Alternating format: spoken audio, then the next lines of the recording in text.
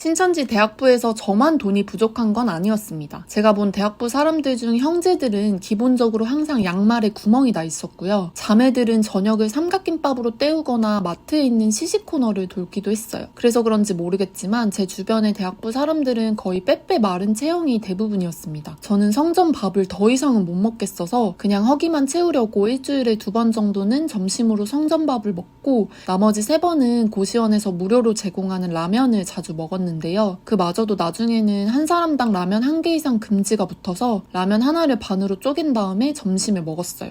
그리고 낮에 엄청 활동을 해서 사실 저녁이 되면 더 배가 고팠는데요. 그러면 다시 고시원에 와서 남은 라면 반을 일부러 면발을 불어 터지게 해서 천천히 먹고 남은 국물에 밥을 또 말아 먹었어요. 근데 고시원 라면이랑 밥이 무료라서 경쟁이 치열하기 때문에 이마저도 못 먹는 날이 있을 때는 집 앞 편의점에서 곧 유통기한 얼마 안 남은 거나 몇 시간 지나버린 거는 잘만 말씀드리면 흥정할 수 있었거든요. 그런 곳을 뚫어서 유통기한 지난 걸 사와서 우걱우걱 먹었죠. 이렇게 하면 하루에 식비를 아예 안 쓰거나 1,000원 정도로 줄일 수 있었어요. 그렇게 아낀 돈은 전도할 때 포교 대상자에게 커피를 사주거나 구역원들 밥 사줄 때 썼습니다. 하지만 제가 돈이 생각보다 금방 떨어진 이유는 그 와중에도 헌금을 꼬박꼬박 내야 했기 때문인데요. 센터 시절에는 기껏해야 용지를 프린트하는 복사비 정도만 걷었는데 입교하고 나서는 사람들마다 각자 헌금함이 따로 생기는데요. 제가 다니던 기성교회에서는 11조나 감사헌금 정도였는데 신천지에서는 11조 말고도 무슨 6월절이니 창립기념일이니 초막절이나 수장절 등 온갖 걸 기념하면서 헌금을 걷습니다.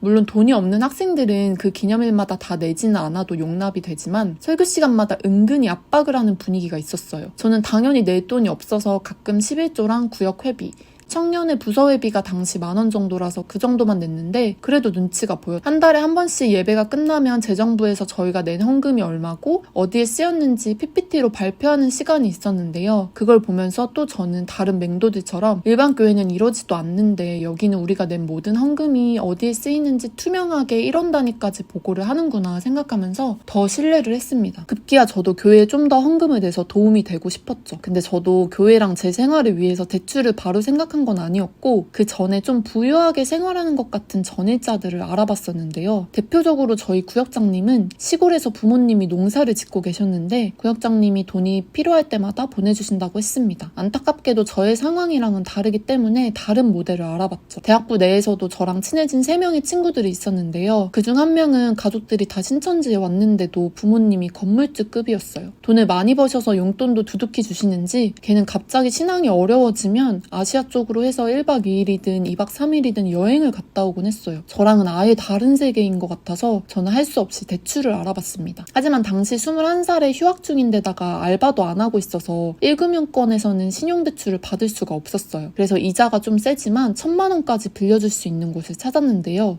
어차피 이 돈도 떨어질 쯤이면 진짜 알바를 할 거라서 이자는 낼 수 있다고 생각했어요. 그리고 어차피 이번 연도가 끝이니까 이런 마인드가 컸습니다. 당시 노답 중에 노답이었던 저는 대출을 강행했고 1,000만 원이 제 계좌에 꽂혔습니다. 하지만 얼마 되지 않아 하필이면 엄마가 몸이 안 좋아지셔서 500만 원 정도가 필요했는데요. 저는 엄마한테 500만 원을 보내고 나머지 500으로 생활하기로 했죠. 그래도 갑자기 500만 원이 생긴 것만으로도 저는 엄청 기뻤어요. 그래서 오랜만에 사치를 부리기로 했습니다. 지하상가에 가서 흰 블라우스에 검은 치마를 하나 사고 곧 있을 신천지 교사 교육을 받고 나서 교사 활동을 하려면 21살보다 더 나이가 들어 보여야 했는데 중고 옷을 파는 곳에서 입으면 30대로 보일 것 같은 가디건이랑 정장 바지를 샀어요. 그리고 마지막 저의 사치는 수박이었는데요. 당시에 고시원 주변에 과일 가게가 많았는데 지나갈 때마다 수박이 눈에 아른거렸거든요.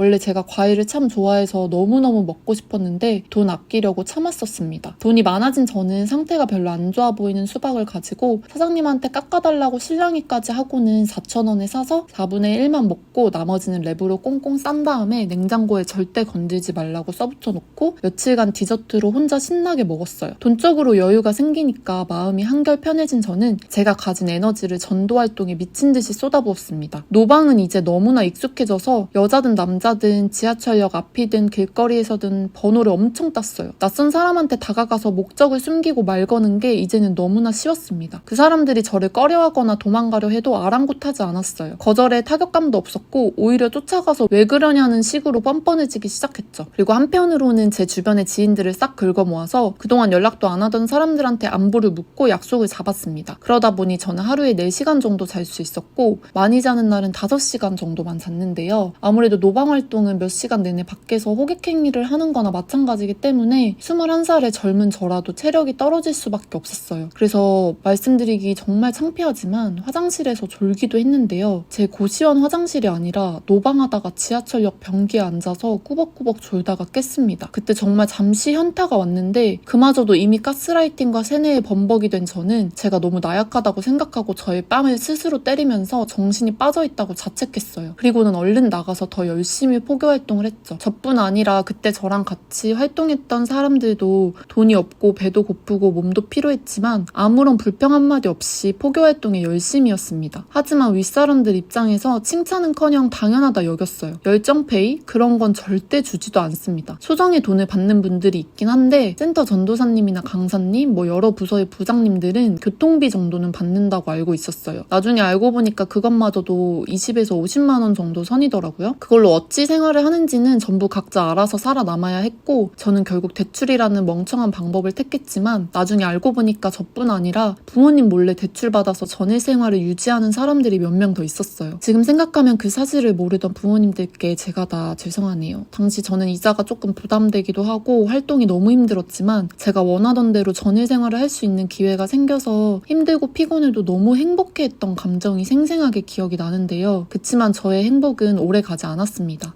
제가 전도를 시도했던 모든 지인들이나 노방을 통해 건졌던 사람들이 도미노처럼 하나씩 다 실패해 나갔거든요. 지금 생각하면 참 다행인 그 이야기는 다음 에피소드에서 자세히 말씀드리겠습니다. 시청해주셔서 감사합니다.